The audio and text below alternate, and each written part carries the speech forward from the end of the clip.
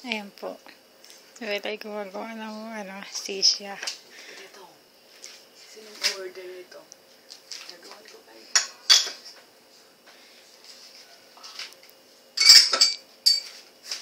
Ganito ang paggagawa na si Daddy dito. Sabihin mo, ate, hindi mo rin ang boses ko. Ayan. Nilalagyan nila ng flavor. May mga flavor yan. May grapes. May, ano bang flavor yan? Kung ano-ano pa.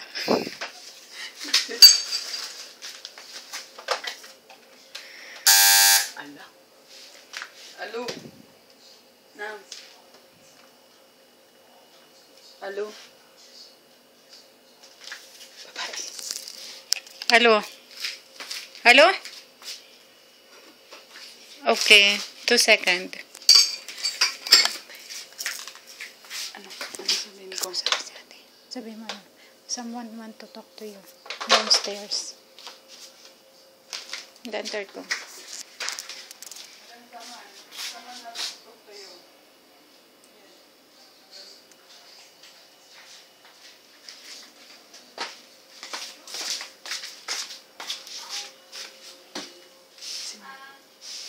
Baka kapitbahay. Baka suni.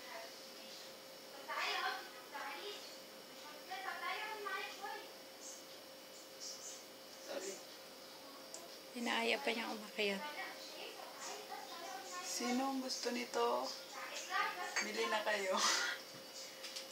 Hindi kaya Pinaakyat pa ni ate. Bilisan mo ng pagagawa at padating na anak mo. eh, talaga mabaing yan.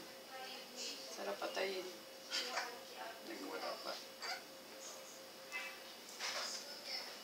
Siguro, security namin. Ito siya, lalagyan to siya ng uling. Itong uling. Oo. Pag nag-aapoy na yun, yan. Lalagay dun sa ibabaw na. Tapos, merong may hose na ilalagay tapos iinumin nila ng ganun. Expert na ako nito.